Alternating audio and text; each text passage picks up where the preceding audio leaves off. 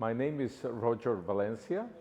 I am from Cusco, Peru, and today I am part of the Institute of Economic Research in the city of Cusco. I'm the president of the Economic Research Institute in Cusco.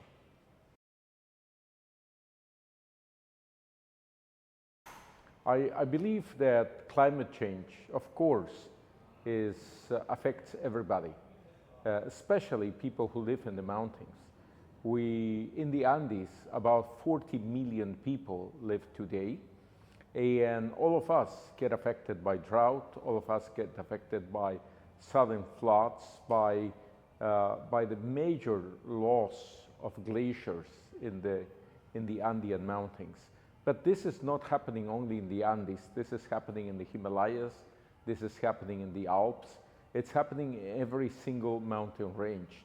So although we emphasize that the climate change control and activities to protect our communities should be local, like for example what we're doing now in Cusco, planting trees all over the Andes.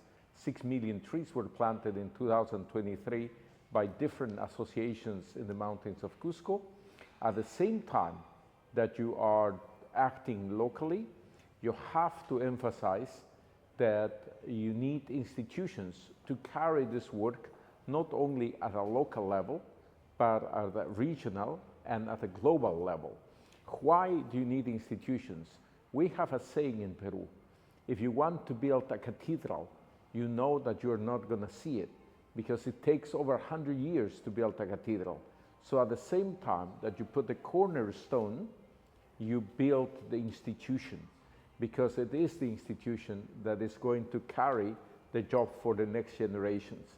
And that's what we will say, how we need to address this problem. This is not a problem that will leave in a moment. This is a problem that we have to address in several generations. So act locally, but build for the future.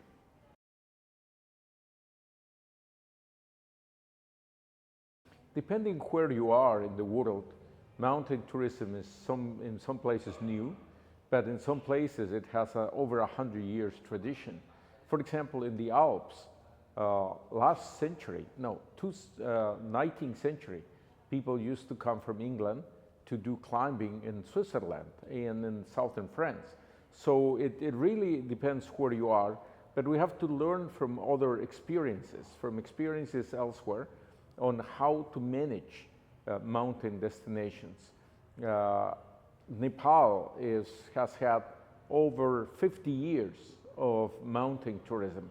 So let's learn what they did right and what they did wrong, to assume and learn from the best practices and to apply them, and also to look at what was not done properly so we don't repeat it.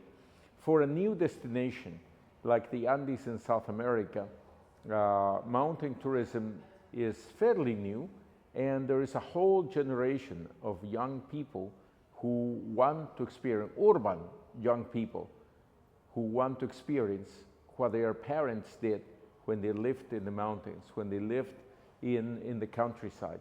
So they are going back. It's a search and it's an interest on what nature is. And I think that's not happening only in Peru or in the Andes. That's also happening in China. That's happening in the fast urbanized areas in Europe and in other parts of the world.